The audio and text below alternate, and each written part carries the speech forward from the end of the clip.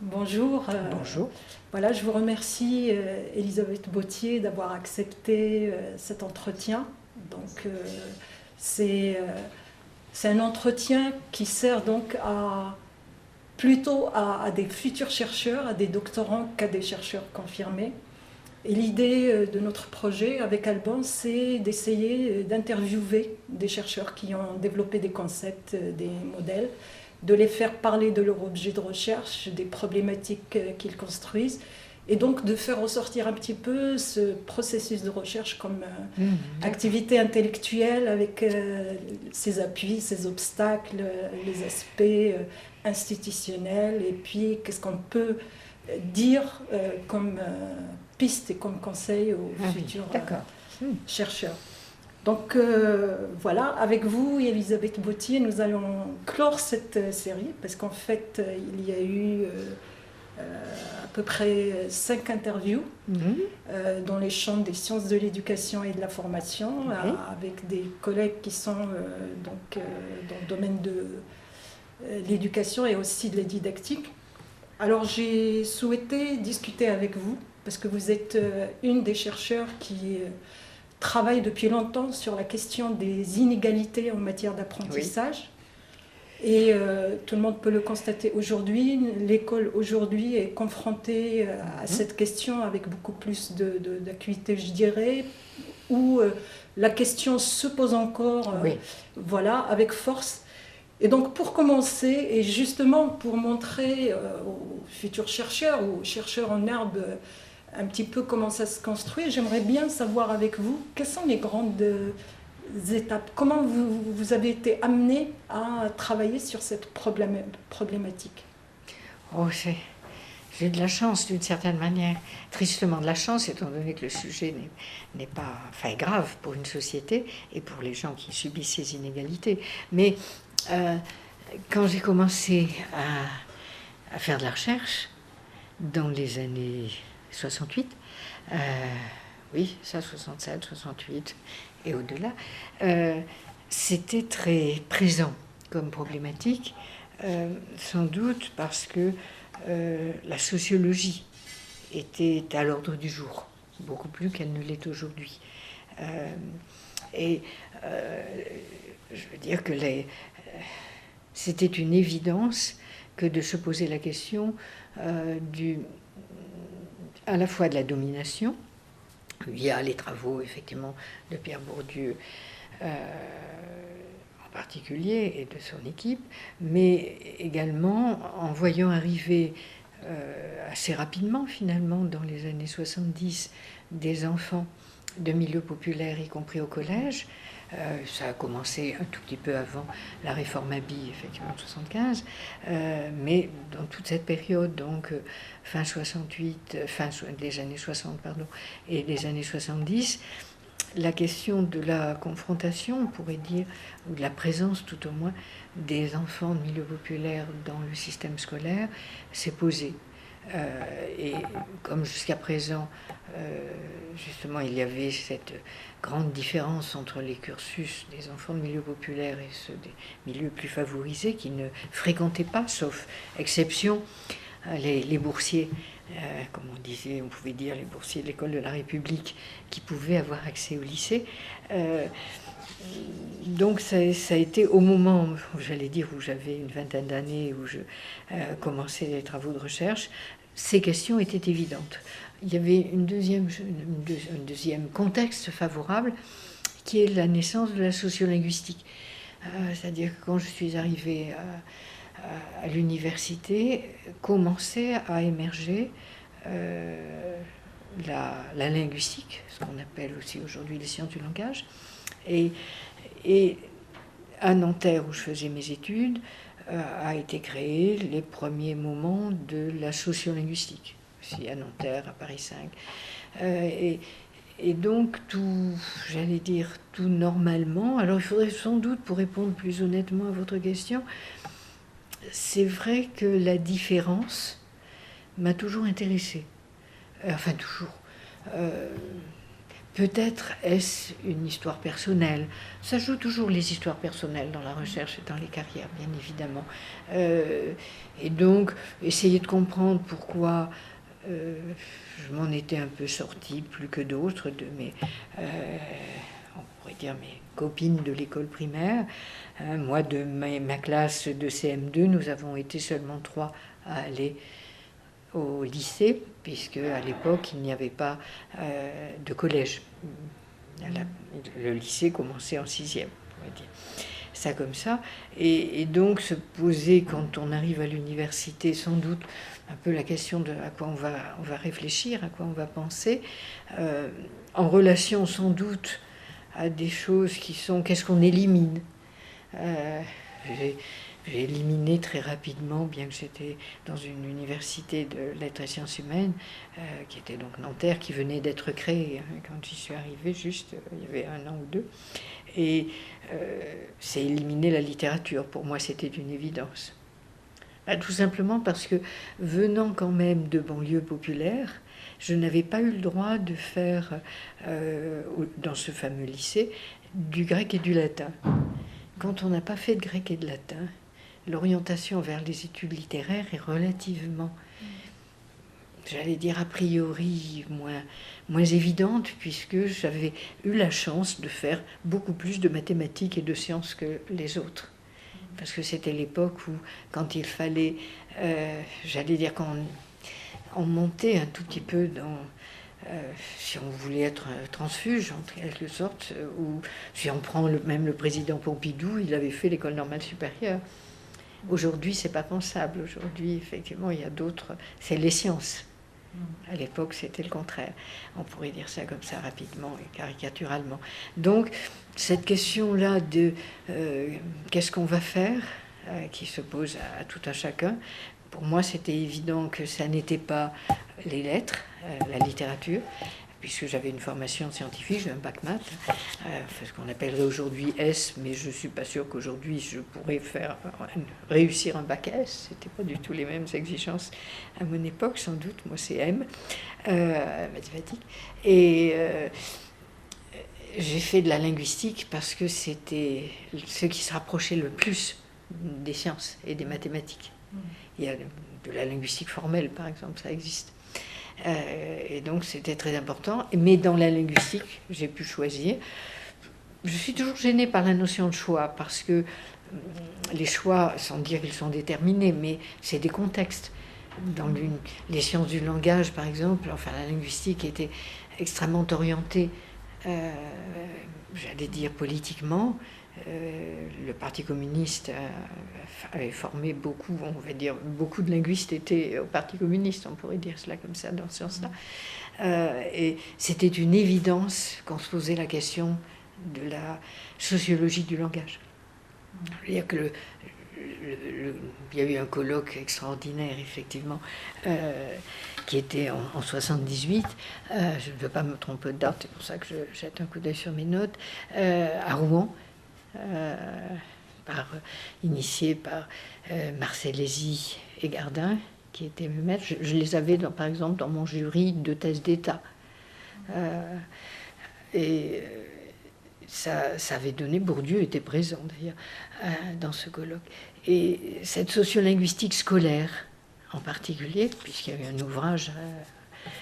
sans doute en 80, si j'ai bonne mémoire, de sociolinguistique scolaire, qui est dirigé aussi par Gardin et Marcellesi.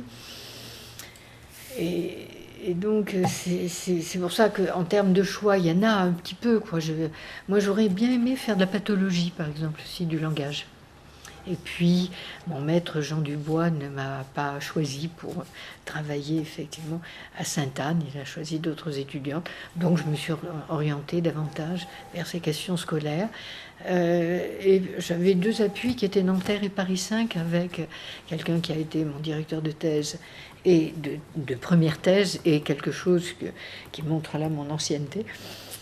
ou mon âge, qui est, moi j'ai pas une HDR, j'ai une thèse d'État, une des dernières qui a été soutenue dans les années 90, en 90 d'ailleurs même, et pour Frédéric François, à Paris 5, il travaillait à l'Institut national de pédagogie, pas très loin d'ici, hein, rue d'Ulm. Bon, j'ai beaucoup travaillé à cet endroit-là avec Frédéric et Denise François. Et donc, cette question de l'école, de comment on réussit à l'école, comment on y arrive, et avec la question centrale du langage, c'est-à-dire, par exemple, quelqu'un comme l'inspecteur général Rouchette, qui a fait un plan Rouchette qui n'a jamais été appliqué, qui avait alerté très tôt en disant que l'arrivée des enfants de milieu populaire à l'école allait poser problème à ces enfants, et sans doute à l'école aussi.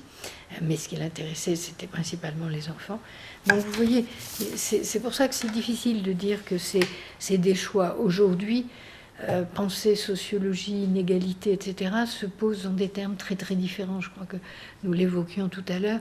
Aujourd'hui, on est toujours un peu plus tenté de travailler avec des cadres psychologiques, avec des cadres de contexte plus de gènes affectifs, de problèmes d'apprentissage au sens cognitif du terme. À l'époque, quand on entrait dans une librairie, toutes les tables d'exposition de livres, c'était de la sociologie. Donc c'est pour ça que la notion de choix est toujours un peu biaisée, si vous voulez, parce que les contextes sont très importants pour choisir. Donc, là, je triais pour des raisons domestiques, l'ensemble de mes archives, si on peut appeler ça comme ça, ou de mes ressources plus généralement, et on voit bien que la sociologie était omniprésente. Voilà. Et l'analyse du discours. Donc j'ai ce deuxième, on pourrait dire, cette deuxième préoccupation qui est l'analyse du discours, qui est d'essayer de comprendre ce qui se joue. Par exemple, l'analyse du discours avait une orientation assez politique, c'est-à-dire d'essayer de voir. J'ai dû étudier la différence entre le discours communiste et le discours socialiste à l'époque, par exemple, avec Jean Dubois, qui était fervent, précurseur, on pourrait dire, par rapport à ce qui s'est passé après, de l'analyse du discours à la française. C'était très important. Donc dire également, il y a un troisième point aussi qui a été important, qui était justement qui est à la fois épistémologique et méthodologique et lié à mes travaux de thèse. On était très... la thèse a été soutenue en 78, oui, ça doit être ça, ma première thèse, et très tôt, elle m'a permis de me détourner de la syntaxe pure. Dans les années, quand même, là, 70, faire de la linguistique, c'était quand même penser aussi syntaxe. Avoir des indicateurs syntaxiques. Bon.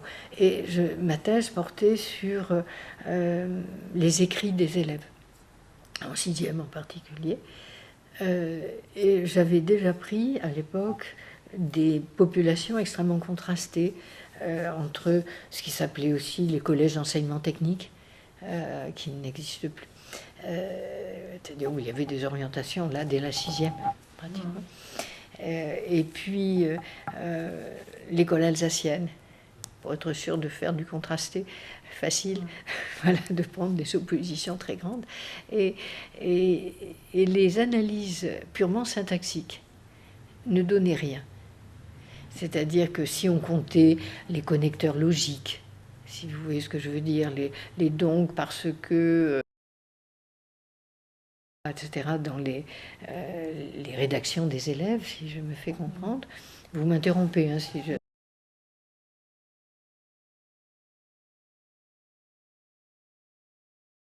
Dans mon propos, n'hésitez pas à me demander d'expliciter. Si vous voulez, quand on comptait, bêtement, comme on le faisait à l'époque, ça ne donnait rien. C'est-à-dire qu'il y avait à peu près le même nombre, voilà, des phrases à peu près identiques. En revanche, à la lecture des textes, ils étaient extraordinairement différents.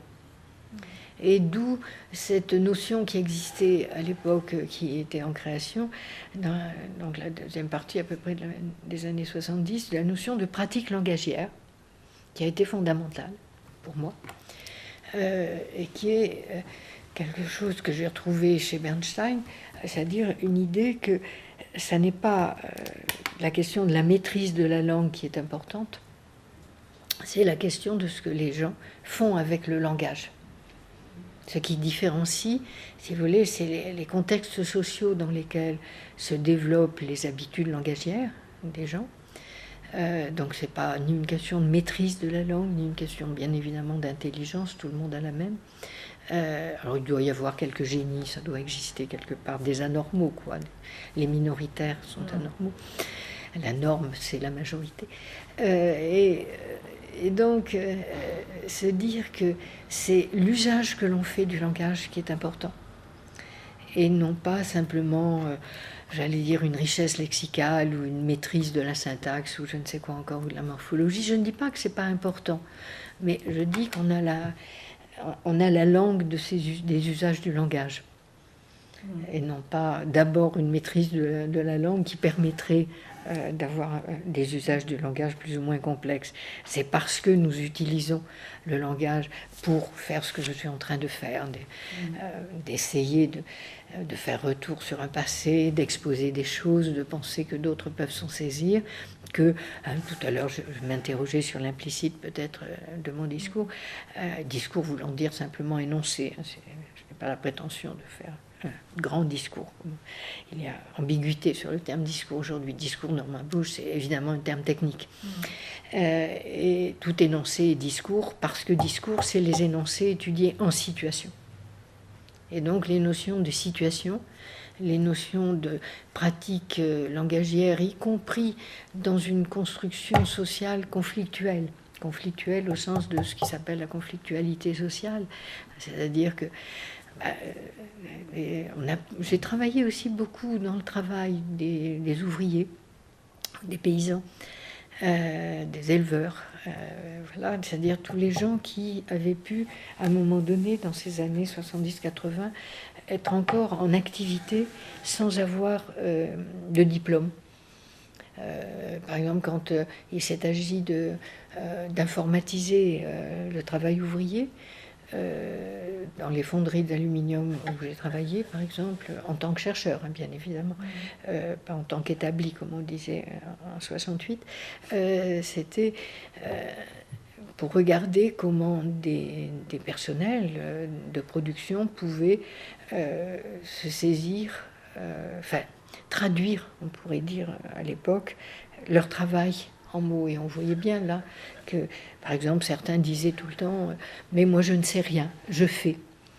Et puis c'était évidemment faux, tout le monde sait. Ils savent comment emballer dans les caniveaux, ils savent comment on se saisit de l'aluminium en fusion, voilà, pour en faire des fils, etc., etc. Et donc c'était très important pour moi d'essayer d'aller, j'allais dire, à la fois donc dans le travail, à la fois aussi, j'ai beaucoup travaillé à Rouen d'ailleurs, et dans les stages 16-18, 18-25, et qui essayaient d'aider les élèves qui avaient totalement échoué à l'école. On ne parlait pas de décrocheurs à l'époque, parce que les élèves quittaient simplement, et ça n'avait le système scolaire sans que cela gêne qui que ce soit.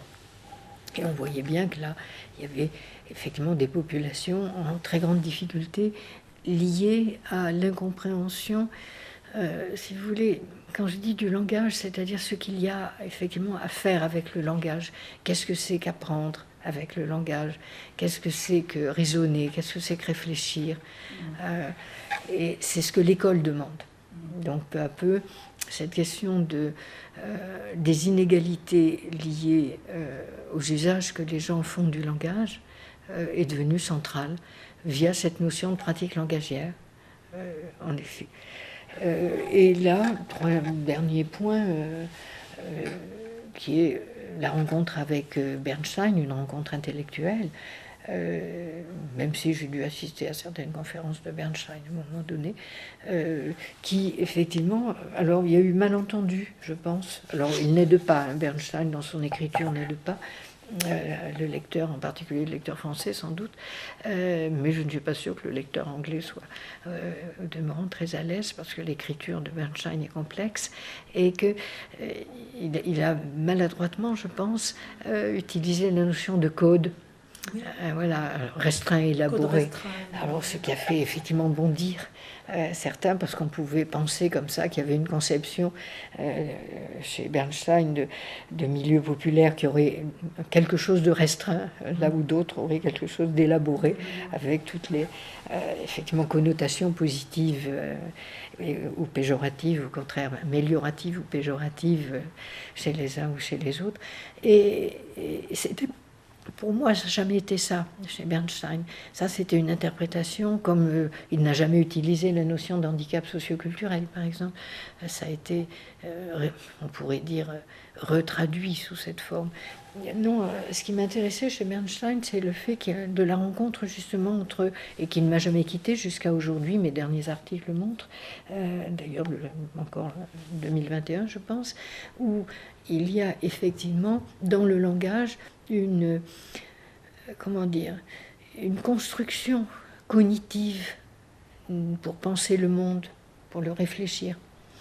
Et c'est comme je l'ai évoqué il y a quelques minutes, comme les usages du langage sont socialement construits par les environnements dans lesquels nous vivons, il y a donc cette idée d'orientation socio-cognitive chez Bernstein qui est en grande partie travaillée dans le langage.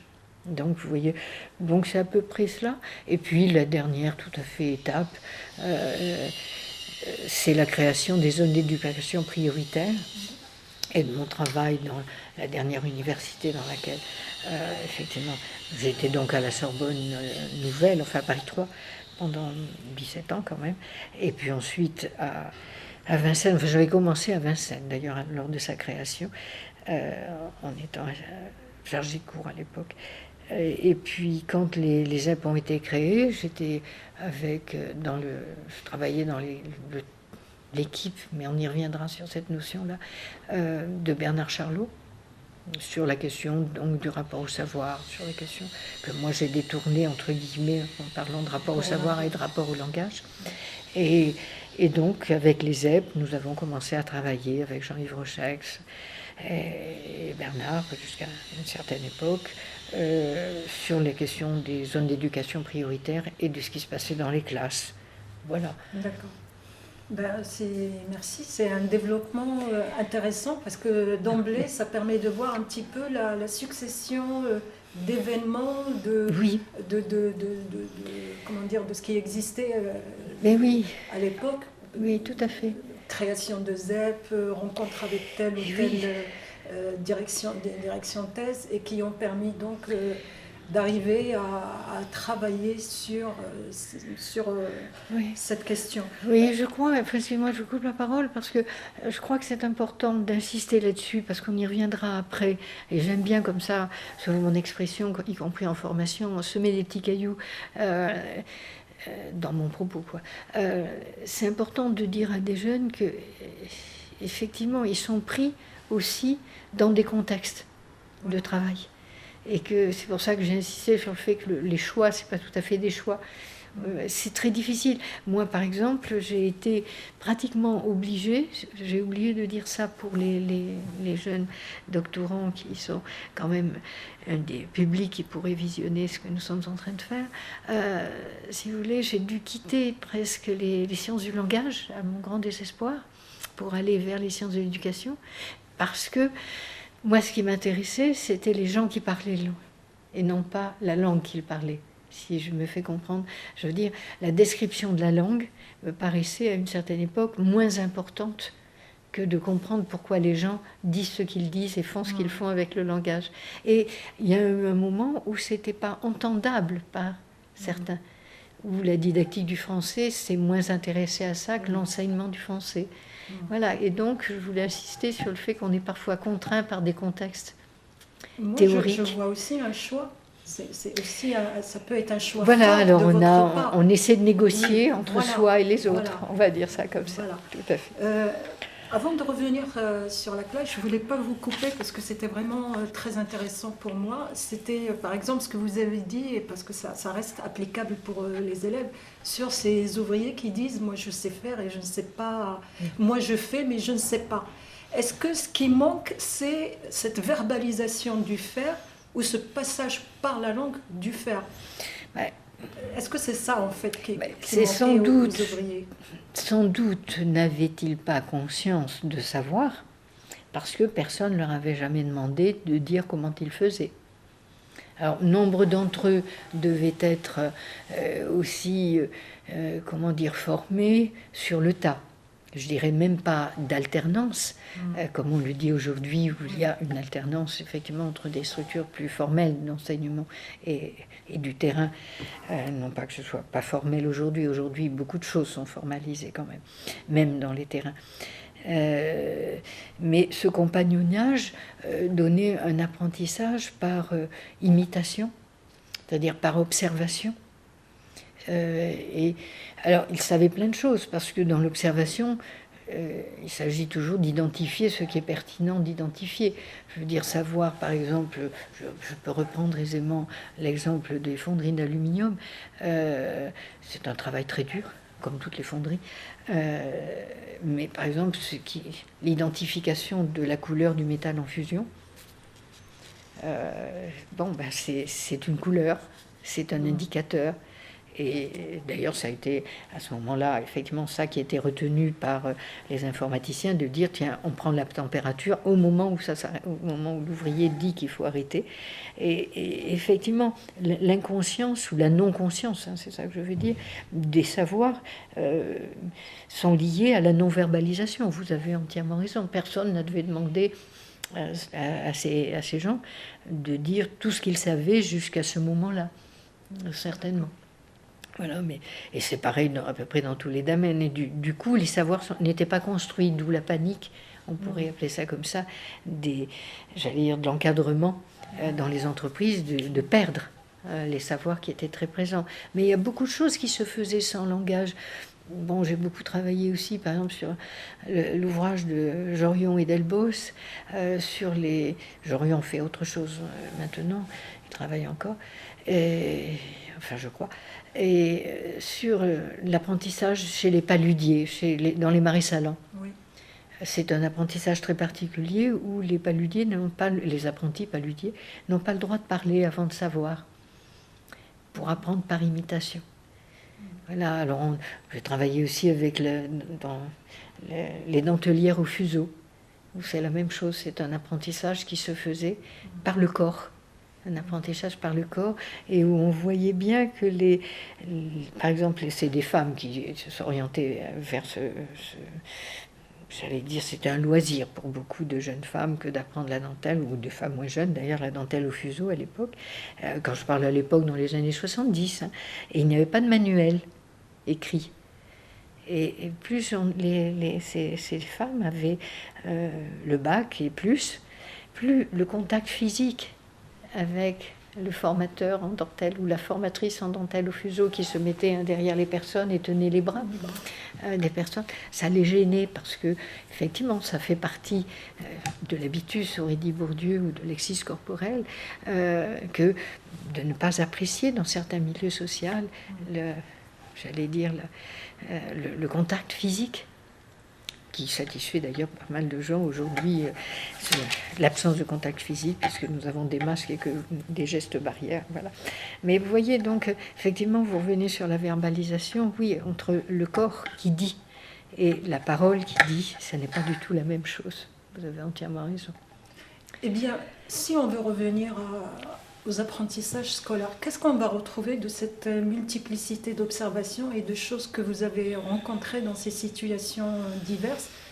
Quels sont les invariants qu'on trouverait dans une situation de classe et qui pourraient donc nous éclairer sur l'entrée dans l'écrit ou sur l'activité des élèves en matière d'apprentissage langagier? Alors, que dire? Qu'il y a... Plus concrètement, comment ça se passe, ce contact avec le langage par rapport, en classe, quand il s'agit d'élèves? Il y a le fait quand même qui a longtemps gêné, comme le disait le fameux Rouchette, inspecteur général Rouchette que j'évoquais tout à l'heure, la langue scolaire, historiquement en France, mais dans la plupart des pays quand même, on a cette constante, qui est, enfin, dans les pays qui valorisent je crois que la France est le pays qui le valorise le plus, les savoirs disciplinaires. Les savoirs disciplinaires sont tous construits dans l'écrit. Il n'y a pas de savoir formel sans l'écrit. Les mathématiques, il n'y a pas de savoir mathématique sans l'écrit. On peut calculer, effectivement, mais ce n'est pas du mathématique. C'est encore autre chose. Donc, les savoirs, qu'ils soient littéraires, qu'ils soient géographiques, enfin, l'ensemble des savoirs disciplinaires sont construits dans l'écriture, enfin, avec de l'écrit. Et donc, on pourrait dire qu'il y a également une deuxième origine à la langue de l'école, ce qu'on peut appeler la langue scolaire, qui s'appelle souvent comme ça dans les travaux de recherche, qui est que l'autre volet, c'est la langue française a été fixée à un moment donné à partir effectivement des descriptions qu'en ont faites les grammairiens, comme Bougelat. Bon. Et donc c'est d'abord une langue écrite. Et on pourrait dire que la langue scolaire, moins maintenant, quand je dis maintenant, moins, on pourrait dire depuis une vingtaine d'années, peut-être même une trentaine d'années, mais l'histoire est toujours pesante et présente, et prégnante. Si vous voulez, de confronter les élèves, du coup, à leur arrivée en classe, à une langue relativement éloignée d'un oral familial, sauf si cet oral familial est construit lui aussi avec une tradition scolaire des parents très, très importante, et où on pourrait dire que les parents sont davantage des parents d'élèves que des parents d'enfants. Alors faut-il d'ailleurs se poser la question quand même, je crois qu'il faut de temps en temps, est-ce qu'il vaut mieux être parent d'enfants ou parent d'élèves, c'est une autre question que vous ne me posez pas. Et donc, arrivé à l'école, on est confronté, effectivement, enfin moi par exemple, qui ai un léger accent maintenant, je l'avais plus important quand j'étais jeune, j'avais quelques soucis à l'école parce que j'étais scolarisée en Île-de-France, on va dire, et il est certain que mon accent du sud-ouest était un peu, moi je dis lait, je dis rose, je dis des choses comme ça. Voilà. Mais je dis aussi qu'on a tombé son stylo, par exemple, et non pas qu'on a fait tomber. Donc, les enseignants reprenaient. Bon, c'est petit, c'est rien ça, d'une certaine manière. C'est juste pour donner des exemples et illustrer. Je disais aussi B très souvent et adieu au lieu de revoir. Bon, toutes ces choses qui sont banalement, effectivement, géographiquement situées. Mais au-delà de ce qui s'appelle effectivement des indices un peu géographiques, il y avait des indices sociaux, il y a tout cela. Et donc, la langue de la maison n'est pas toujours, loin de là, la langue de l'école. Et donc, cette confrontation rend les choses difficiles, alors, vous voyez, au niveau de la langue, mais au niveau des usages tout pareillement. C'est-à-dire que demander à des enfants qui n'en ont pas l'habitude du tout, qui n'en ont même peut-être jamais connu l'usage, de se poser des questions, de réfléchir avec le langage, parce que le langage est fondamental puisque c'est lui qui construit la pensée. Il ne s'agit pas de dire, surtout, j'allais dire ici assez près de l'Institut des jeunes sourds, juste à côté, que les sourds n'ont pas le langage, non pas la pensée, pardon, mais c'est une pensée construite un peu différemment. Elle est construite dans le langage articulé, on va dire, et effectivement là est un peu différente et c'est celle qui est exigée dans l'école. Donc cette pensée là qui donne accès à l'apprentissage est construite dans le langage. Or, si l'on n'enseigne pas, si l'on ne familiarise pas, faut-il parler d'enseignement, ou si on ne met pas, c'est ce que travaille à nouveau je vais dire, des derniers articles, peu importe, les élèves dans ces usages, si on ne les familiarise pas à ces usages du langage, surtout aujourd'hui et depuis une vingtaine d'années où l'on demande quand même beaucoup d'activités, de réflexion aux élèves à partir des documents qu'on leur donne, à partir des objets qu'ils manipulent, à partir des échanges, qu'ils soient interindividuels entre élèves ou collectifs dans les cours dialogués, etc. On s'aperçoit que beaucoup d'enfants n'identifient pas, selon une expression que j'ai utilisée de très nombreuses fois les enjeux cognitifs des tâches et des activités surtout.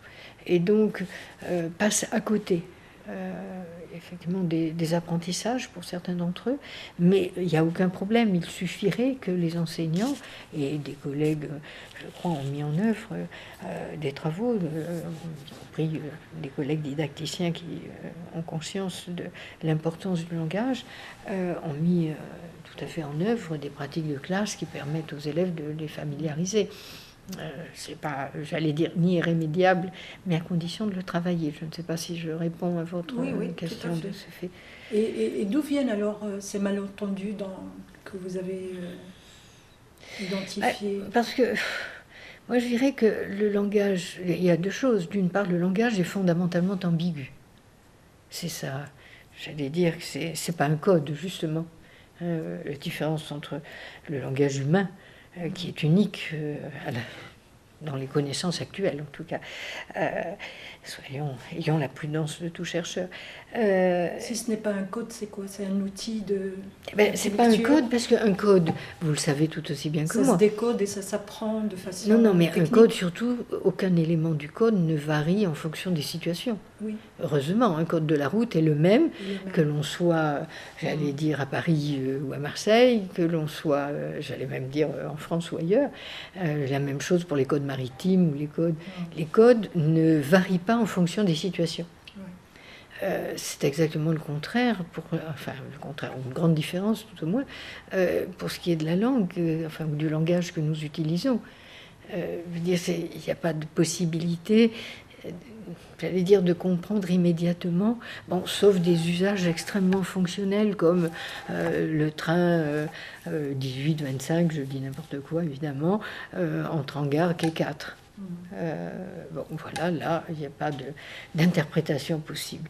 Ou le train partira à 18h42. Voilà, ça, on est proche du code, on pourrait presque dire là. En revanche, la plupart du temps, même quand on dit j'ai froid ou j'ai mal, ça veut dire quoi? J'ai froid, entre le j'ai froid que je peux ressentir parfois, je ne sais pas, dans un bureau à l'université qui est particulièrement mal chauffé, le j'ai froid de quelqu'un qui est SDF ou quelqu'un qui vit... voilà. Il n'y a pas de rapport. Dans j'ai froid, il n'y a pas on ne peut pas... On va simplement pouvoir dire qu'il y a une sensation désagréable, on va dire, mais plus ou moins. On ne meurt pas tous de froid pour avoir froid. Donc c'est...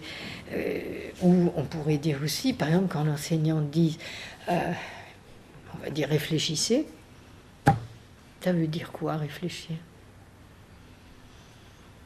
Je sais pas, moi, vous m'avez effectivement donné un certain canevas de notre entretien d'aujourd'hui. J'ai essayé d'y réfléchir.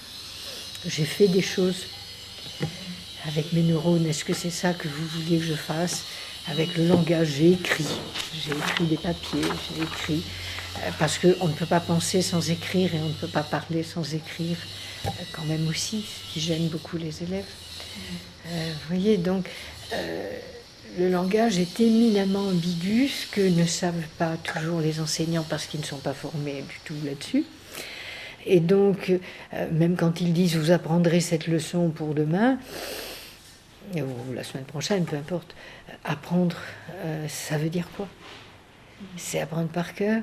Moi, j'ai eu cette chance, on pourrait dire, pour être là, y compris interrogée par vous aujourd'hui, que quand j'étais jeune, la seule chose qu'on demandait aux élèves, c'est d'apprendre par cœur les leçons, quelle que soit leur origine sociale d'ailleurs.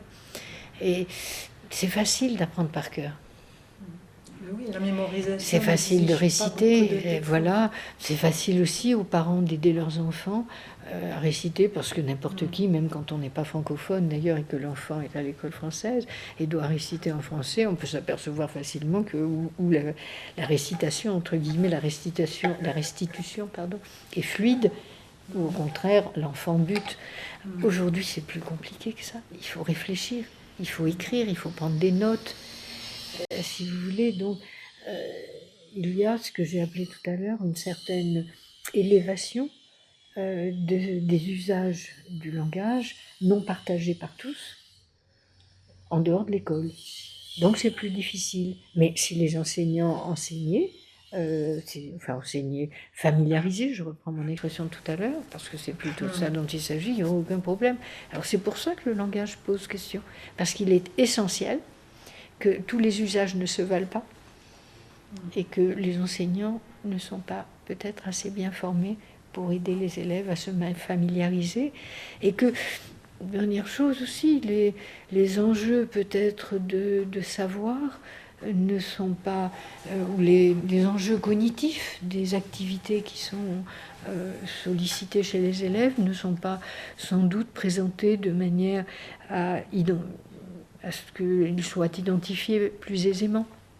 Vous voyez que je ne veux pas utiliser le terme explicite parce que c'est aujourd'hui soumis à beaucoup d'interprétations. Là aussi, enseigner explicitement, explicitement comme tout mot de la langue française, pratiquement, est ambigu.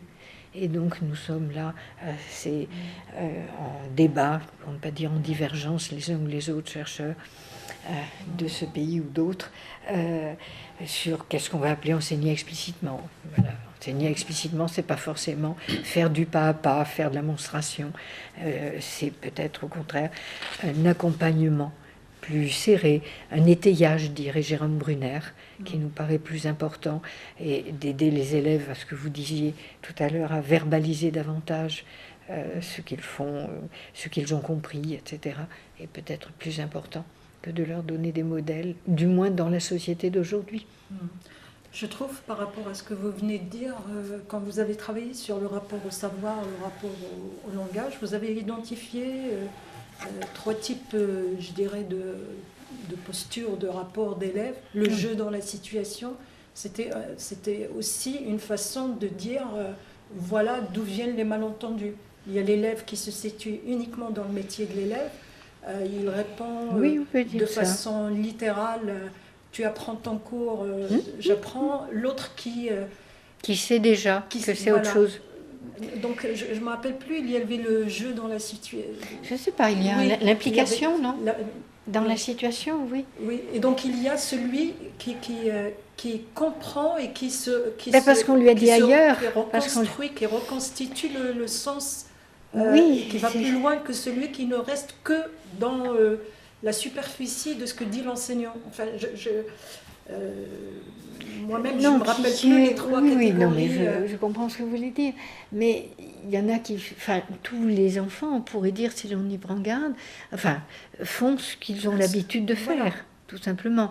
Bon, quand des enfants ont l'habitude, familialement, à s'interroger sur les choses,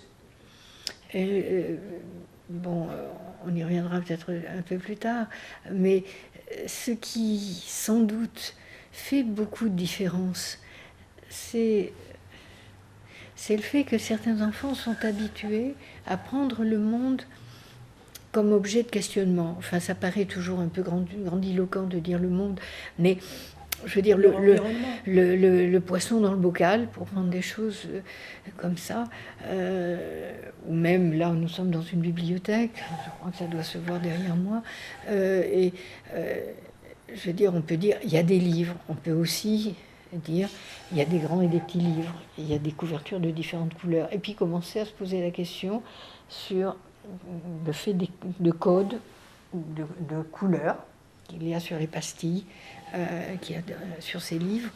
Et c'est pas la même chose de dire simplement il y a des livres et d'arriver à s'interroger sur finalement il doit y avoir un code de rangement.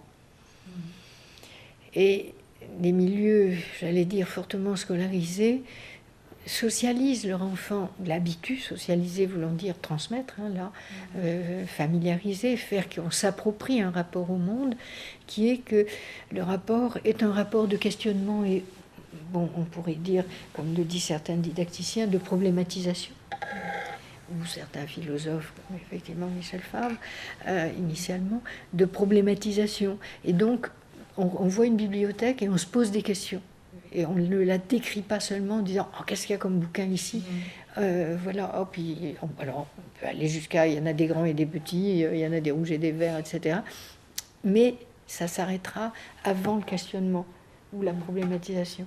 Et les autres, au contraire, se disent, si j'avais arrangé tout ça, comment je ferais?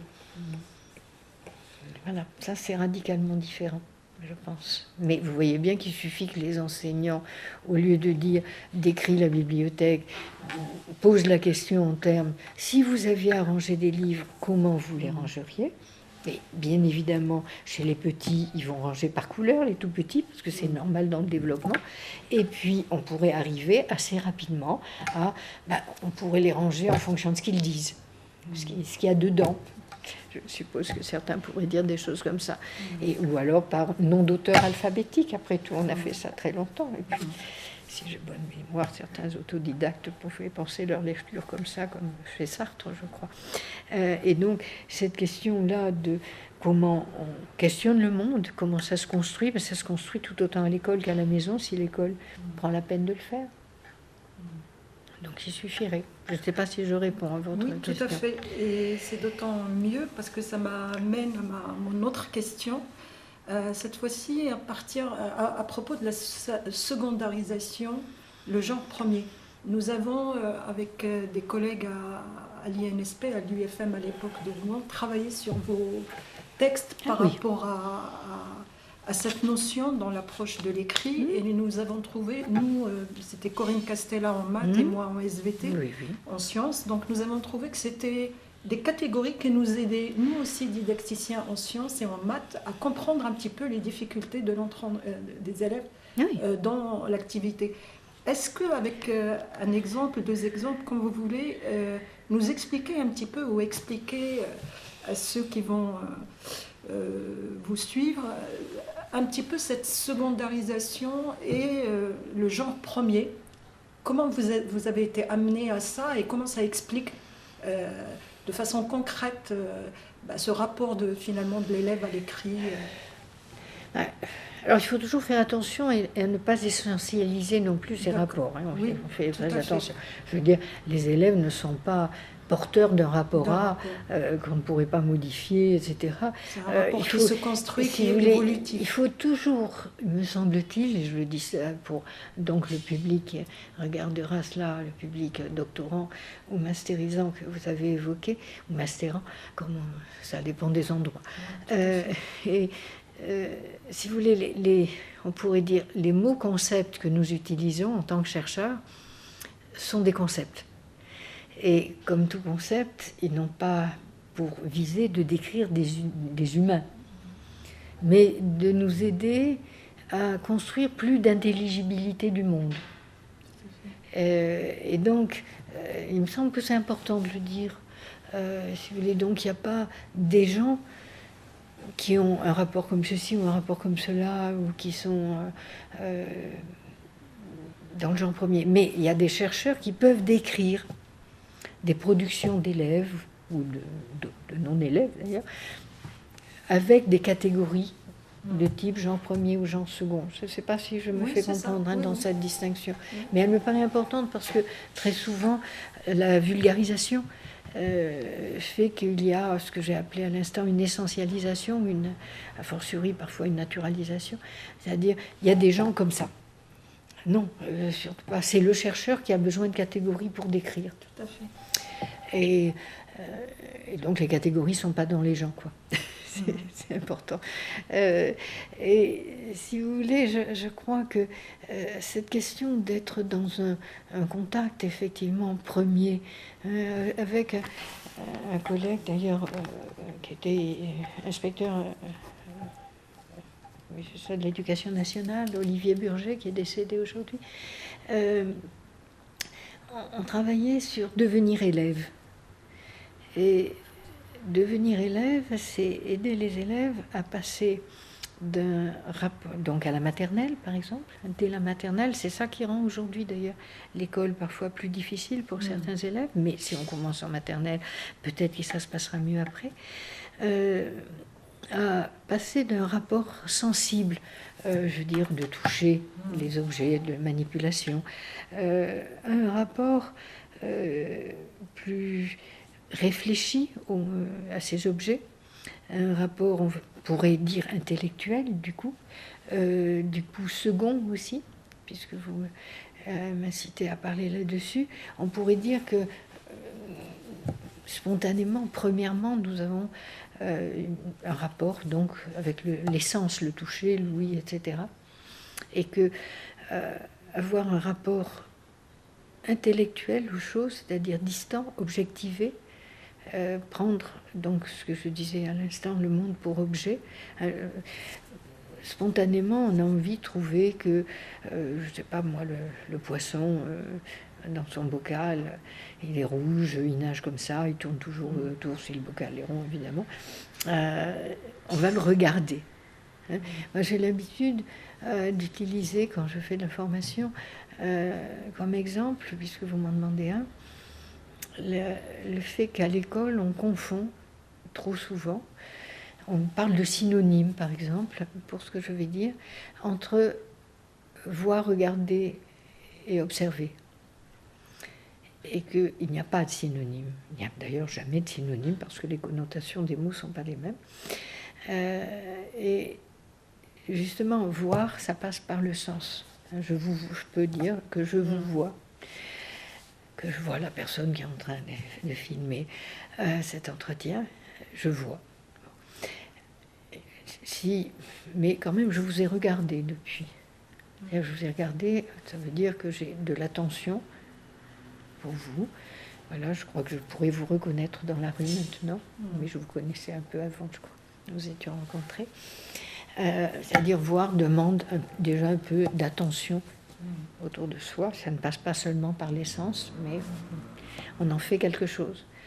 Mais à l'école, on pourrait dire qu'on devrait, que peut s'intéresser à voir, que peut s'intéresser à regarder, que l'école exige l'observation. Et donc, on demande aux élèves de passer de voir à regarder et à observer. Ça serait ça le passage aussi entre le genre premier et les genres seconds. Mais pour moi, évidemment, ce qui a été important, c'est, étant linguiste, initialement tout au moins, enfin jusqu'à très tard quand même, et travaillant toujours avec le langage, c'est la même chose. C'est-à-dire que d'une certaine manière, le voir ne suppose pas forcément la verbalisation, mais si c'était la verbalisation, on disait, je peux dire la même chose, si je reprends le même exemple de notre environnement commun, je vois des livres, je vous vois tous les deux, voilà, et donc je vous vois. Et je n'ai pas grand-chose à en dire de plus, en termes de voir. Je vois des couleurs, si je peux dire cela. Déjà, si je regarde, je peux arriver à davantage décrire, verbaliser qu'il y a des bibliothèques devant moi. Voilà, mais c'est jamais cela qui est demandé. Donc, il y a des verbalisations minimales qu'on va appeler peut-être premières, d'émotions, de sensations, puisque j'ai parlé de sens. Et l'école demande autre chose. Elle demande aussi de s'inscrire quand on utilise le langage, de s'inscrire dans des modalités particulières de discours, au sens où j'ai utilisé ce terme au début de notre entretien, c'est-à-dire de production langagière, qui sont liées à des disciplines. C'est-à-dire on ne va pas décrire de la même manière en géographie, en français, en art plastique, en physique, etc., etc. Et donc, il y a des genres qui non seulement sont seconds, mais qui sont propres aux disciplines. Et donc, effectivement, le genre premier, qui est relativement spontané, si tant est que toute prise de parole puisse être spontanée en classe, le deviennent un peu. Il y a quand même des classes, effectivement, où il est facile de prendre la parole. Donc les élèves peuvent s'exprimer, mais on voit bien, par exemple, qu'ils peuvent dire spontanément un mot, non pas parce qu'ils ne savent pas faire de phrases, mais parce qu'ils pensent être compris avec ça, que ça suffit. Alors que l'école est censée demander une élaboration, et non pas simplement une expression de quelque chose, d'une sensation, d'un sentiment, d'une émotion. Et donc, c'est ce genre premier, d'une certaine manière, mais demande davantage d'élaboration et de référence sans doute, à la fois à ces genres discursifs que j'évoquais il y a quelques instants, qui est que, effectivement, on va dire, il faut se référer à des savoirs tels qu'ils sont construits dans les disciplines pour pouvoir verbaliser, comme vous l'avez dit au début, dans la langue, entre guillemets, et le langage, qui sont ceux des disciplines.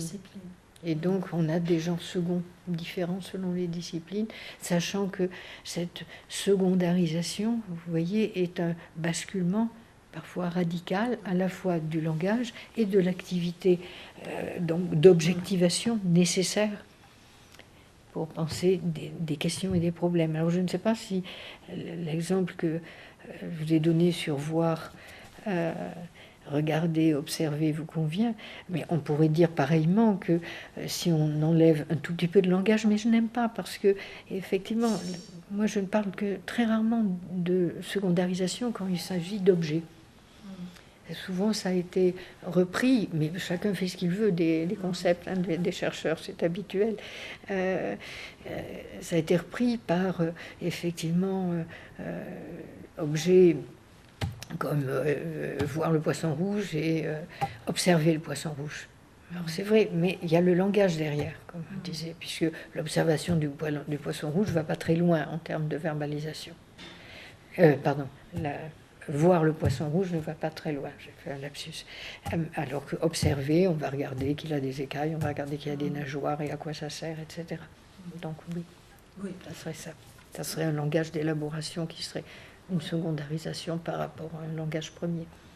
Ça me conforte dans l'idée que nous, dans les apprentissages scientifiques, par exemple, ce qui serait le genre premier, ça serait le référent empirique, ça serait cette familiarisation des élèves avec donc un monde des objets, des phénomènes, et puis après, il y a un registre d'élaboration intellectuelle. Et le passage de l'un à l'autre, c'est pas hiérarchique, hein, c'est-à-dire que c'est autre chose. Et le passage de l'un à l'autre n'est pas donné, ça se construit, c'est totalement. très difficile pour certains élèves. Totalement. Et des fois, ça passe, et c'est ça aussi qu'on apprécie dans vos travaux, ça passe par des significations partagées.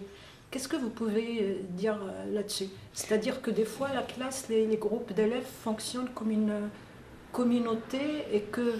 Ça, c'était le sens aussi des communautés discursives qui étaient travaillées plus particulièrement par les collègues de Bordeaux, qui étaient Bernier, Jean-Paul Bernier, et puis Martine Jobert et Maryse Rebière, sur ces communautés discursives. C'est l'autre sens de secondarisation qui était davantage centré sur ces communautés. Alors, la signification partagée, c'est un petit peu cette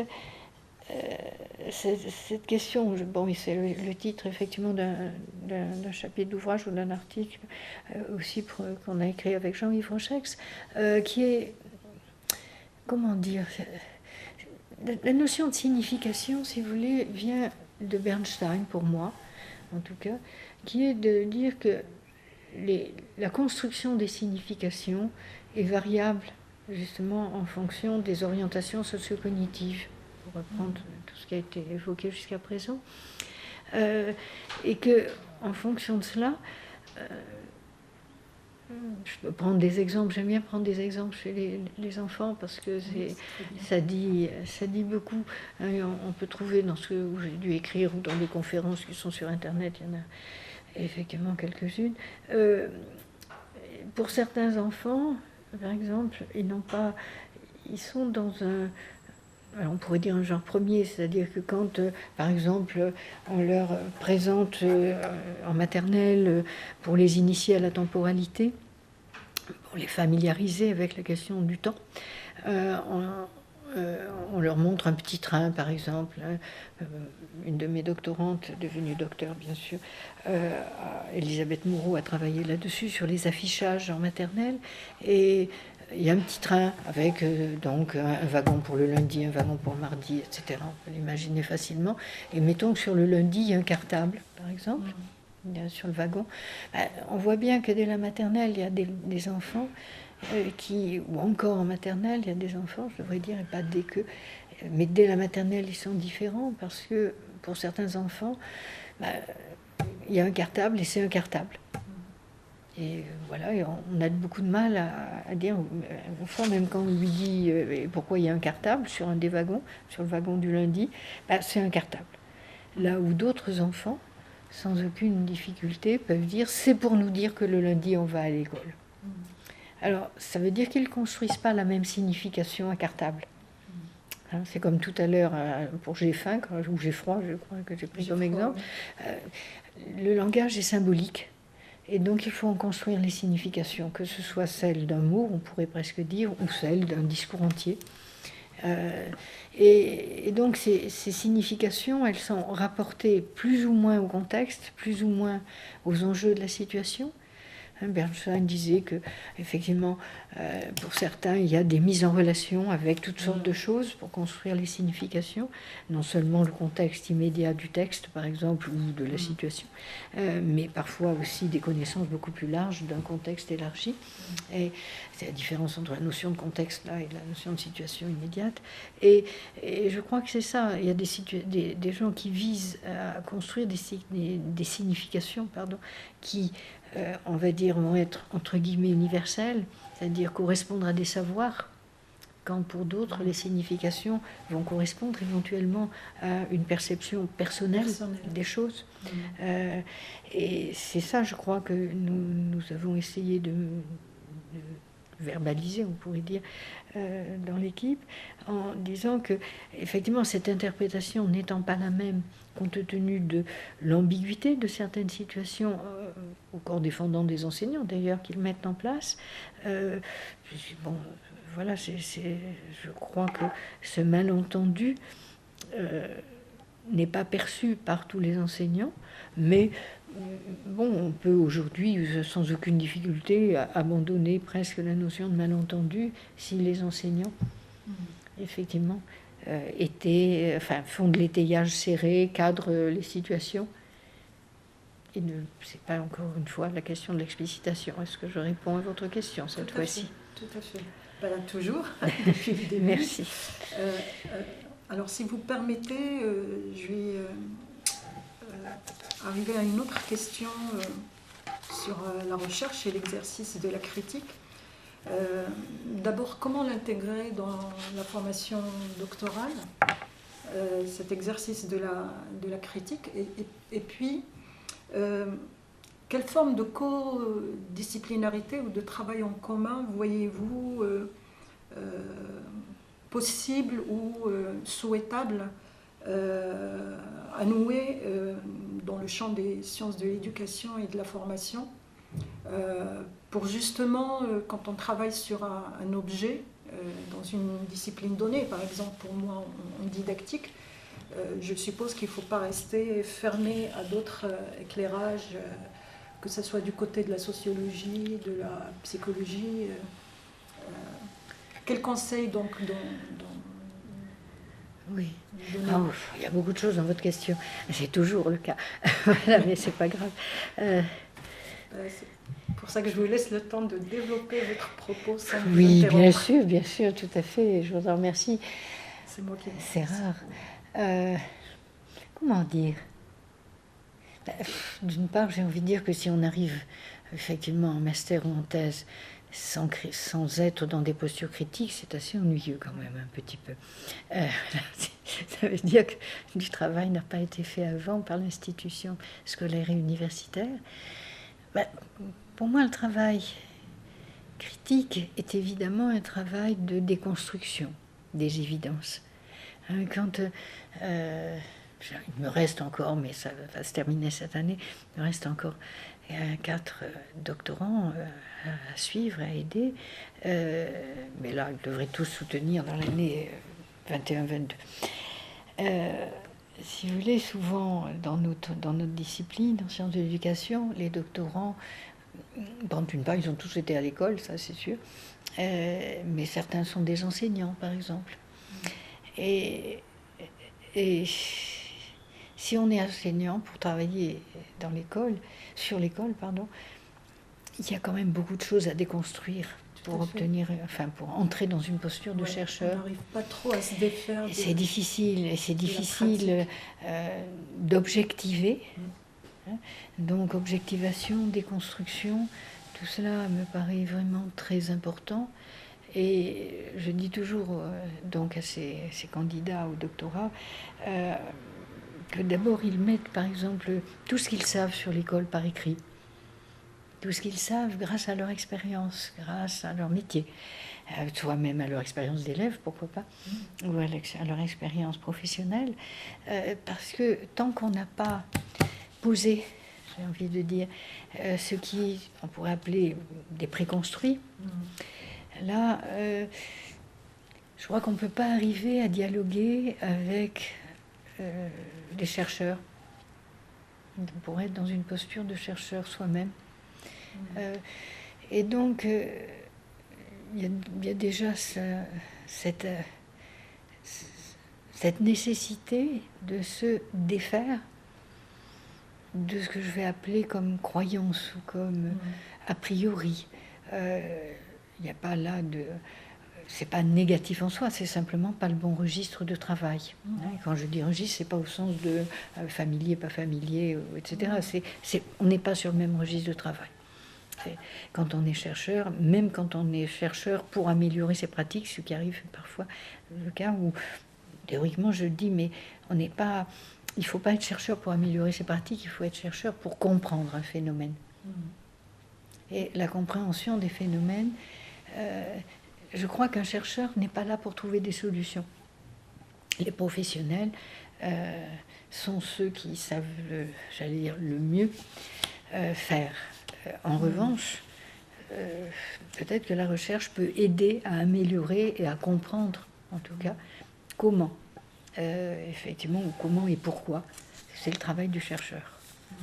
Alors c'est frustrant parfois pour certains doctorants parce qu'ils voudraient trouver la solution. Ils voudraient trouver comment on peut résoudre des problèmes, comment les enfants peuvent plus facilement résoudre des problèmes. Non, c'est pas la question. C'est pas être... Mais d'un autre côté, je pense que si on sait des choses, je ne dis pas que savoir se transforme en pratique, mais alimente des pratiques, ce qui n'est pas la même chose. Quelqu'un qui sait peut mieux comprendre certaines difficultés des élèves. Après, c'est à celui qui sait tout ça et qui a mieux compris à organiser sa pratique de manière à pouvoir faire la classe avec ces élèves-là. C'est pas aux chercheurs à dire comment on fait la classe. Tout à fait. Et vice-versa d'ailleurs. La pratique enrichit aussi les savoirs. C'est parce que je vais observer des pratiques qu'il me semble possible d'aider certains à mieux comprendre pourquoi cette pratique fonctionne particulièrement ou pourquoi elle fonctionne moins bien. Mais c'est parce qu'il y a des pratiques à observer. Oui. Si je n'observe pas des pratiques, je ne peux rien apporter. Oui. Enfin, dans mon domaine là précis qui fait l'objet de notre entretien. Mais en même temps, la pratique dans le sens où est-ce que j'ai tout relevé comme événement, comme phénomène, ou je ne sais pas, comme tout on peut, information. Tout on ne peut pas. Tout on ne peut pas. Mais c'est le cadre théorique. C'est le cadre théorique. Pour continuer à essayer de répondre à votre... C'est le cadre théorique qui permet... il me semble... C'est intéressant à ce niveau, le lien pratique-théorie, le lien... Oh, je ne sais pas, parce que je trouve cette rupture pas très... on va dire opératoire pour comprendre les choses. L'exercice de la recherche est aussi une pratique. Oui. Vous compliquez, Elisabeth Boutier, encore les choses. Parce que c'est vrai. Si on dit que... On dit qu'on fait des opérations de recherche. Les praticiens, pour entrer dans un processus critique, j'utiliserai votre terme, vous avez dit tout à l'heure se défaire un petit peu, donc se défaire un peu de ce qu'il faisait sur le terrain, de ce qu'il fait faire et rentrer dans... De ce qu'il croit faire, de ce qu'il croit qu'il fait avec les élèves. Pour rentrer dans un processus de chercher à comprendre. C'est pas forcément ce qu'il fait, mais ce qu'il croit qu'il fait. Ce qu'il croit. Et quelle est la différence entre les deux? Mais que nous n'arrivons jamais, sans doute, à faire exactement ce que... C'est très difficile. Si... Il y a par exemple des contraintes d'exercice du métier qui fait qu'on croit qu'on fait, et puis quand on s'écoute, je ne sais pas, je suppose que si vous me demandez de réécouter ou de revisionner ou de visionner l'enregistrement qui est en train d'être fait de notre entretien, ça va être horrible. Comme toujours, c'est toujours horrible, parce qu'on croit qu'on est... Enfin, où on trouve toujours qu'on est plus mauvais que ce qu'on avait espéré l'être. C'est terrible quand des enseignants s'écoutent. Oui. Vous le savez sans doute comme moi. Oui, moi j'étais enseignante. Et quand on nous filme ou qu'on nous... Enfin, quelle que soit notre position, on se dit, oh, comment j'ai pu dire une chose pareille, comment j'ai pu m'adresser à cet élève pour dire un enseignant, ou moi tout à l'heure, oh, ben, je n'ai pas terminé ma phrase, etc. Enfin, c'est... Mais est-ce important? Si on prend ça dans pour, la globalité... Pour l'image de soi, c'est très désagréable. Oui. Mais... non, mais c'est par rapport à la posture. Quand vous me disiez, l'expérience est aussi un savoir. Alors, on ne va pas s'embarquer, je crois, dans la réflexivité, parce que ça a été tellement, ça a été tellement le praticien réflexif. Je ne sais pas si ce malheureux jeune voulait absolument ça. Et on voit toutes sortes d'analyses de pratique, vous en conviendrez avec moi. Là, je suis d'accord avec vous. Que je suis du récit, voilà ce que j'ai fait. Aucun éclairage théorique, et on reste dans le soi, le récit, voilà, l'entre soi, on est d'accord. Je suis d'accord avec vous là-dessus. Et voilà, comme quoi, si vous voulez, ce qui est important, c'est bien d'avoir des cadres théoriques. Je le disais tout à l'heure, je crois, à propos de l'ouvrier dans la fonderie d'aluminium, pour savoir qu'est-ce qui est pertinent dans la situation. Je veux dire que c'est pas la même chose si j'analyse les interactions du point de vue de la bienveillance de chacun. Si j'analyse les interactions du point de vue de comment entre enseignant et élève s'est passé je ne sais pas s'il faut dire la reprise, correction d'une erreur d'un élève. Bon, bien évidemment qu'il ne s'agit pas de dire tu es un imbécile, voilà, mais c'est pas tout à fait le même objet de recherche, de dire comment ça se construit la relation entre l'enseignant et l'élève, y compris en termes relationnels, comme on dit aujourd'hui, et de poser la question de l'enseignant, comment effectivement il se ressaisit d'une erreur d'un élève pour effectivement aider l'élève à entrer dans une réflexion qui serait plus pertinente dans le problème posé. Et je pèse tous mes mots là, vous l'avez senti. Et je crois que le danger, justement, quand on est enseignant, c'est, tout le monde avait écrit ça, on est multitâche, etc., toujours que l'agenda est plus que chargé. Et c'est ça, c'est-à-dire qu'à certains moments, comme on a beaucoup de mal à tout faire en même temps, moi c'est un peu pareil en ce moment, je suis en train de me dire il faut que je dise des choses importantes, c'est celle-là et celle-là que j'ai envie de dire, mais il faut aussi que ce soit compréhensible, et puis il faut quand même qu'on se regarde de temps en temps, et puis que je regarde la caméra, et puis et faire tout ça en même temps, et nous ne sommes que 3, c'est rien. Un enseignant en a au moins 25 la plupart du temps, malgré les dédoublements. On va dire que c'est quand même encore très général, au moins, et parfois beaucoup plus au lycée, on arrive à 30 aisément. Comment voulez-vous qu'un enseignant soit lucide et puisse maîtriser, au sens propre là du terme maîtriser, tout ce qu'il dit? J'ai un exemple qui doit traîner dans certaines vidéos que l'on peut voir sur Internet, où un enseignant avait posé une question tellement large et avec un verbe ambigu, trouvé, effectivement, que ça a donné sans doute des réflexions de la part, enfin, des réactions de la part des enfants très diverses.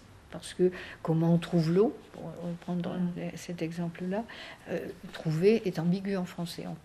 On peut la trouver mauvaise ou on peut la trouver en creusant un puits. Voilà.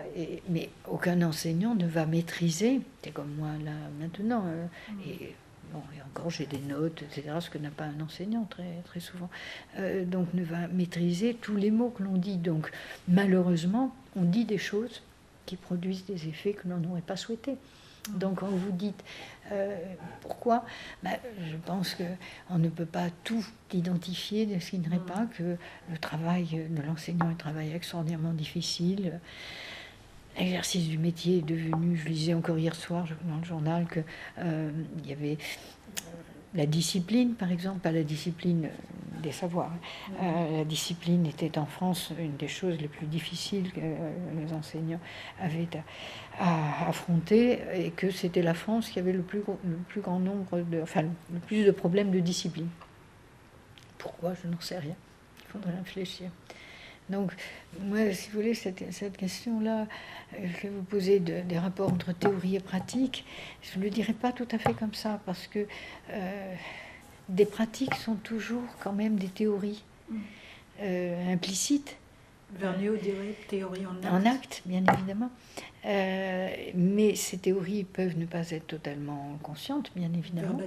Verbalisables.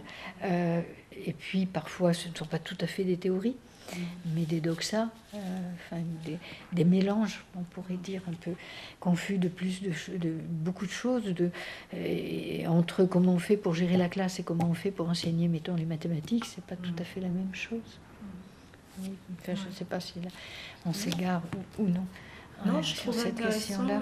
Et donc, moi, je dirais ça, quoi, pour ce que vous me disiez sur la critique, etc. C'est d'une part être amené à lire beaucoup, à savoir ce qu'on lit, c'est-à-dire ne pas mélanger du tout un article de vulgarisation et un article scientifique, voilà, premier, à ne pas mélanger non plus un article professionnel, par exemple pour parler des enseignants, et un article scientifique, de nouveau, ce qui n'est pas la même chose, à lire sans doute assez largement, et on pourrait dire les anciens comme les nouveaux, pour arriver à dialoguer avec les auteurs et à comprendre, alors c'est ambitieux, hein, j'en conviens, mais à comprendre que derrière tout texte, il y a des conceptions du monde social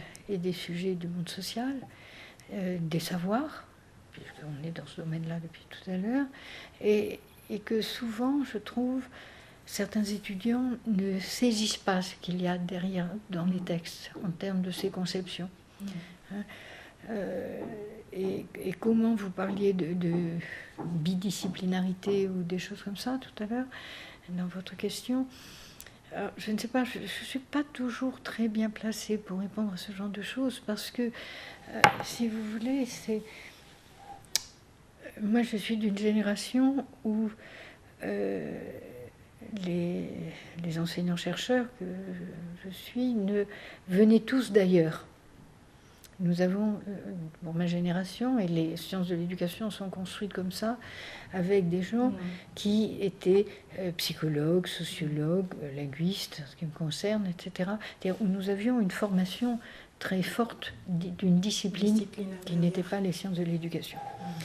Et qui sont devenues aujourd'hui les disciplines contributives, l'histoire, la philosophie, pourquoi pas les sciences du langage, etc. etc.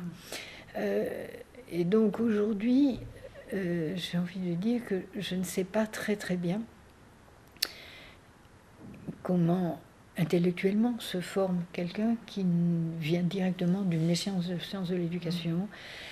Je pense qu'il est toujours très très important, au risque de paraître réactionnaire, ce que je ne voudrais pas au sens négatif du terme, mais il me semble que de temps en temps, justement, la formation ne donne pas assez de cadre dans ces disciplines contributives.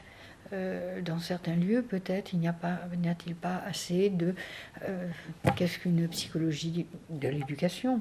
On n'est pas obligé dans la totalité, évidemment, que ça n'aurait pas de sens. D'une sociologie utile à l'éducation. Vous voyez, pourquoi pas, si on travaille dans le domaine didactique, une didactique pour comprendre mieux les inégalités aussi, ça peut exister, etc., etc. Et il me semble que c'est tant que l'on n'a pas identifié clairement quelles sont les épistémologies de chaque discipline, les méthodes, je préfère méthode à méthodologie, parce que là aussi, dirait Vergniaud, c'est une théorie en acte.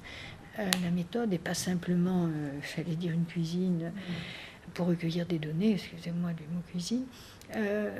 Ça me paraît très important que les gens aient une construction intellectuelle forte pour pouvoir justement identifier derrière, enfin dans les textes, derrière les cadres méthodologiques qui sont présentés, derrière les analyses de données, j'allais dire, conceptions du monde social. Celles de certains sociologues ne sont pas les mêmes que celles de d'autres sociologues du tout. La même chose, certains psychologues, a fortiori si on fait la différence entre les neurosciences, les sciences cognitives, etc.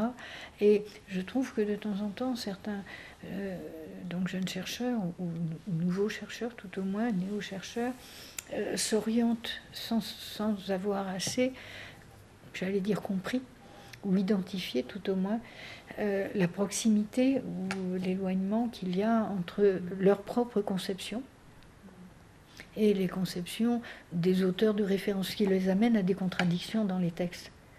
Je veux dire par là qu'ils peuvent citer dans certains écrits de master, ou même parfois encore de thèse, des gens incompatibles, on pourrait presque dire, des auteurs incompatibles, sans s'en rendre compte, parce qu'ils n'ont pas vu que, ce que j'appelle derrière, enfin que les conceptions de ces auteurs étaient radicalement différentes. Si on s'en rend compte et qu'on dit je prends telle notion qui m'a permis de penser, etc., ou le dialogue entre deux auteurs qui apparemment sont assez contradictoires est quand même intéressant pour moi, en tant que chercheur, on a le droit. Mais si on cite dans la même page des gens comme ça, les uns à la suite des autres, en disant mais tous ces gens sont très bien, entre guillemets, ça n'est pas possible, ça ne permet pas de penser par soi-même. Et donc, si vous voulez, c'est ça que j'appelle la critique aussi, c'est être en capacité d'identifier des conceptions. Je n'ai pas d'autre terme. Cette capacité, elle ne vient pas uniquement de lire, mais aussi de l'usage. Si je m'appuie sur ce que vous avez dit au départ, l'usage de la langue, c'est qu'est-ce que je fais de mes lectures. Qu'est-ce que je fais de mes lectures? C'est ça que j'appelais le dialogue. Voilà. Et le dialogue qui va être cette fois-ci entre qui et qui? Entre le néo-chercheur et son directeur. Quelles sont les structures? Et au moins son laboratoire. Et le dialogue est avec l'auteur. Le dialogue avec l'auteur. Alors c'est ça qui est un petit peu peut-être embêtant. Enfin, j'aimerais voir des prises de notes, s'il y en a aujourd'hui, avec des outils numériques. Je veux dire, dans les trics que j'avais à faire, pour des raisons domestiques, comme je disais tout à l'heure, un dégât des eaux simplement. Donc je suis revenue et j'ai trouvé des tas de notes de lecture de ma part, qui sont entièrement écrites. Évidemment, je ne dis pas qu'il n'y avait pas des réactions de ma part dans les marges erronées, c'est pas ça que je veux dire. Mais je trouve que, par exemple, quand je lis maintenant, sauf les travaux des doctorants, évidemment, que je continue d'annoter, quand on lit un texte d'auteur, on est moins dans le commentaire, le dialogue, dans le numérique. Par exemple, je surlignais énormément. Alors aujourd'hui, on peut tout à fait surligner avec l'ordinateur, enfin, un traitement de texte quelconque. Ça, c'est pas le problème. Mais est-ce que les gens le font? Est-ce qu'ils prennent des notes? Est-ce qu'ils dialoguent? J'en suis pas aussi sûre que ça. Et c'est dommage. C'est-à-dire se faire penser avec, selon mon expression, pas d'une élégance folle, j'en conviens. Très intuitive et très... Mais quand on lit, c'est pour se faire penser avec l'auteur. Et il y a des auteurs avec lesquels on est d'accord, avec lesquels on est en désaccord. Il faut se demander pourquoi. C'est ça la critique aussi, quand même. Oui, vous avez raison, cet aspect-là, c'est-à-dire le dialogue d'abord avec l'auteur, et donc vous préconisez que ça passe d'abord par la prise de notes. Je ne sais pas si je préconise, je voudrais savoir, je veux dire, je n'ai pas à préconiser ce qui était mes propres pratiques, si aujourd'hui elles ne sont plus d'actualité, mais comment quelqu'un dialogue avec, se saisit. Je reconnais que je travaille encore avec des jeunes, pourtant, de mes collègues qui prennent des notes papier-crayon. Donc il doit y avoir quelque chose là qui est important quand même. Peut-être que certains outils numériques n'aident pas. Puis, alors, si, a fortiori, si des étudiants, et il y en a eu, on l'a vu lors des confinements et de la pandémie, là, et qui durent encore quand même, pas les confinements j'espère, mais qu'il y en a qui ne travaillent qu'avec un smartphone. Comment voulez-vous travailler avec un smartphone? C'est pas une critique évidemment, c'est une contrainte que ces personnes ont, donc oui. Voilà, donc là il y a peut-être un petit peu des questions à se poser qui se posent moins peut-être, je n'en sais rien. Oui. Et si on veut élargir ce dialogue sur les auteurs qu'on lit dans un registre, je dirais, de l'organisation de la recherche elle-même, vous trouvez que les séminaires doctorants, vous trouvez que les journées, oui, ça c'est très... colloques... Je ne sais pas, je trouve que les séminaires organisés par les doctorants et qui sollicitent les enseignants-chercheurs ou chercheurs, peu importe, peuvent être intéressants avec les questions des doctorants sur les textes. Moi, je sais que j'ai été plusieurs fois invitée par les doctorants, donc notre formation à développer pourquoi Bernstein, on va dire, par exemple. Et c'est vrai que Bernstein étant d'un accès particulièrement difficile, comme Bourdieu d'ailleurs, c'est peut-être pas mal pour le coup qu'il y ait une médiation. Voilà. Et ça, c'est, oui, tout à fait, les séminaires de doctorants sont de doctorants par des doctorants où ils invitent des gens qui les intéressent. D'accord. Je pense. C'est là où c'est eux-mêmes qui se saisissent de cet espace-là pour pouvoir je trouve que ça a l'air de donner des choses, des dialogues entre eux et des dialogues avec d'autres chercheurs.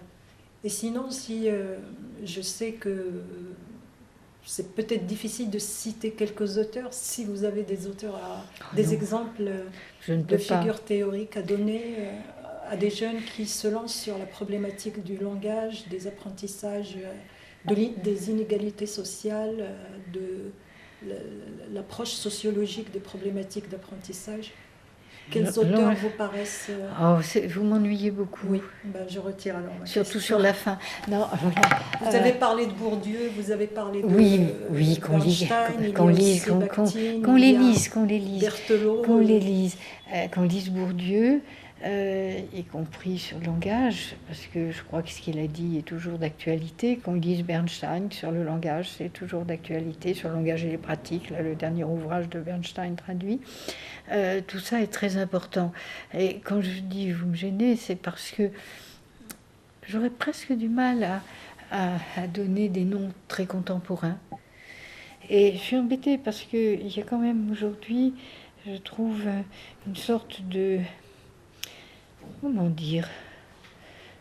C'est très gênant. Si je dis qu'il faut continuer à lire des gens qui ont écrit avant, c'est pas pour dire ne jetez pas les vieux à la poubelle, ça n'a pas de sens ça. Mais en revanche, les pensées contemporaines s'inscrivent par rapport à autre chose. Si on n'a pas lu autre chose, on ne comprend pas ce qui se passe aujourd'hui. Voilà. Et ce qui se passe aujourd'hui est important et intéressant et n'a rien à voir avec la sociologie que j'évoquais au début de notre entretien. La sociologie de l'école ou la sociologie du langage, parce que les épistémologies se sont modifiées très largement. Ce que, par exemple, les gens de ma génération ont essayé de faire pour leurs travaux de recherche, c'est aussi de faire tenir ensemble, j'allais dire, si on peut le dire comme ça rapidement, des dimensions macro et des dimensions plus micro. C'est-à-dire aller dans la classe pour essayer de comprendre pourquoi on peut dire ça en termes macro-sociologiques. Qu'est-ce qui se passe au niveau micro qui construit donc du macro et inversement, de se saisir de certaines données mises au jour par des recherches macro-sociologiques, comment ça se fabrique au quotidien. Aujourd'hui, on est dans des recherches qui peuvent être beaucoup plus circonscrites. Et c'est plus difficile de savoir quel savoir on construit à partir de ces épistémologies très situées, très locales, qui sont tout à fait intéressantes. Il ne s'agit pas de leur enlever toute valeur, loin de là, au contraire. Mais comment, avec ces constructions très situées, on construit des savoirs cumulables? C'est difficile. C'est pas comparable. C'est difficile parce que les situations sont très variables, sont très différentes, ne sont pas toujours étudiées, comme vous le disiez tout à l'heure, par tous les éléments. Et c'est très difficile, on ne peut pas faire de l'exhaustivité, ça n'a pas de sens. Mais du coup, le cumul, et moi j'aspire, si vous voulez, pour la discipline comme pour... j'allais dire les savoirs. Moi, j'ai toujours eu le sentiment, quand même, qu'en tant que professeur des universités, mon travail, c'était de continuer à construire des savoirs, de nous inscrire dans, effectivement, l'accumulation de ces savoirs pour mieux élucider. Alors, dans certains domaines plus que dans d'autres, en ce qui me concerne, bien évidemment, il ne s'agit pas là d'être universel dans la recherche, ça n'a pas de sens aujourd'hui, en 2021, mais d'avoir ça comme objectif, c'est-à-dire de dépasser des savoirs locaux ou individuels, alors qu'il me semble que souvent certains étudiants sont tentés d'essayer de refaire un peu pour le faire pour eux-mêmes, alors qu'il me semble que notre travail, c'est de construire pour tous. Une thèse, c'est pas pour soi, je dirais.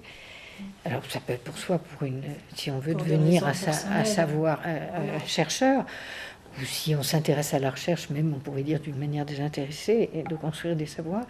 Mais cette affaire du cumul me semble très importante et ne pas être totalement à l'ordre du jour aujourd'hui. Et cela m'inquiète. Donc s'inscrire effectivement, j'allais dire, dans des courants, s'inscrire...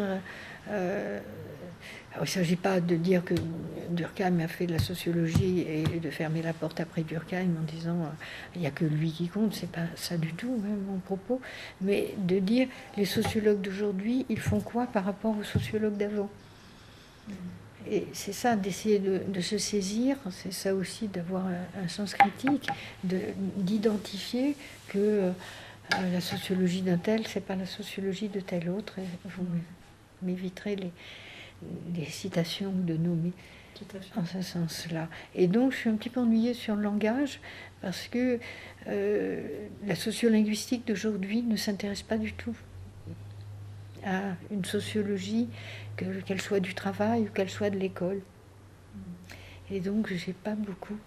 Il y a un dictionnaire de sociolinguistique qui vient de sortir, dirigé par Josiane Boutet, qui est quelqu'un de ma génération et avec qui j'ai travaillé, et qui travaillait aussi sur la notion de pratique langagière.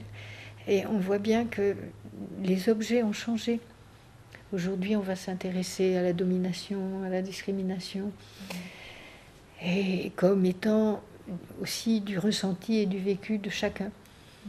Là où il y a quand même de générations s'intéresser davantage, je pense, aux rapports sociaux de classe, ce qui n'est pas du tout pareil. Donc vous trouvez que cette évolution est nuisible? Est-ce qu'elle ne permet pas de renouveler le questionnement? Je ne sais pas. Peut-être qu'une autre génération de chercheurs... Attendons, mais s'intéresser au vécu de chacun, je ne dis pas du tout que ce n'est pas un objet noble, je dis qu'il ne répond pas aux mêmes questions sociales. Tout à fait. Oui. Une des marques de enfin, je caricature à l'extrême en disant ça, mais quand même, l'individualisme, une des marques et qui est revendiqué comme tel. Alors encore une fois, il ne s'agit pas de minimiser, quelle que soit la souffrance ou de ces ressentis des personnes, mais c'est pas le même objet de recherche que de comprendre effectivement les rapports sociaux qui aboutissent aux inégalités. C'est pas tout à fait la même entrée. Donc vous arrivez à quelque chose qui dépasse le cadre en fait de cet entretien, l'individualisme. Aujourd'hui, il nous faudrait une autre rencontre pour ça. Donc je vous remercie. Nous sommes arrivés au terme de cet entretien fort passionnant. Si je vous laisse le mot de la fin par rapport à cela et qu'on ne termine pas sur... ben voilà, c'est l'individualisme, c'est très difficile. Non, on peut terminer sur une note un petit peu positive. Non, sur la recherche en éducation. Oui. On peut terminer là-dessus facilement. Et pour dire qu'à la fois, je pense qu'il serait l'idéal, Alors on pourrait me répondre, bah, si c'est l'idéal, on ne peut pas l'atteindre. Alors on ne va pas dire que c'est l'idéal. Ce qui serait formidable, ce qui n'est pas du même registre de travail, ça serait que, surtout que maintenant, par exemple l'institution d'évaluation de la recherche, au sens même international, est là-dessus, en termes de sciences ouvertes, d'utilité sociale de la science, oui, et on ne peut que s'en réjouir quand on est en sciences humaines et sociales comme nous. Donc ça serait à la fois que la recherche est une utilité sociale, pas qu'individuelle donc, peut-être, et qu'elle permette de continuer d'accumuler des connaissances. Et c'est ça la visée, en tout cas, je crois, de ce que, à d'autres moments dans nos échanges, vous avez appelé l'institution de la recherche, que ce soit nos institutions d'évaluation, c'est d'essayer d'avoir cette tension entre cette utilité sociale de certaines des recherches dans nos disciplines sciences humaines et sociales, sans rien lâcher, effectivement, d'une épistémologie qui permettrait de construire des savoirs cumulables. Et ça vous y tenez oui, beaucoup. Ça serait pour moi la chose la plus importante, parce que ce que, bon, dans effectivement différentes fonctions que j'ai pu occuper, et les dernières en particulier, me font craindre, c'est que notre discipline se transforme peu à peu en discipline de service. C'est-à-dire que même si certaines recherches visent, et certains laboratoires visent la transformation sociale, ils l'annoncent comme telle, les épistémologies utilisées peuvent ne pas aller jusque-là, jusqu'à ce que j'évoquais sur le cumul des savoirs, pour permettre une réelle transformation qui dépasserait le local immédiat et les recherches et les données prises en situation. Et donc, effectivement, je me soucie un peu, parce que si nous n'arrivons pas à cela, effectivement, c'est ça qu'on appelle une discipline de service, c'est-à-dire qu'on va être utilisé pour aider, pour répondre à, etc. Surtout qu'avec les appels d'offres pour financer la recherche, il est très tentant chez les jeunes de répondre à des questions locales. Mais en même temps, les deux sont nécessaires, c'est-à-dire cette accumulation de savoir, cette dimension compréhensive, elle est importante, mais aussi une autre dimension qui permet oui, l'action, qui permet de solutionner, qui permet mais les deux. Voilà, mais on ne peut pas l'un sans l'autre. Oui. Et donc ça serait ça, la formation des doctorants, pas l'un sans l'autre, la formation des jeunes collègues aussi. Voilà, ça serait un équilibre entre voilà, les pour deux, éviter que les réponses aux appels d'offres ne viennent trop, j'allais dire, nier l'importance des savoirs fondamentaux de nos disciplines en sciences humaines et sociales. Ben, sur cette note, on va terminer cet entretien. Je vous remercie.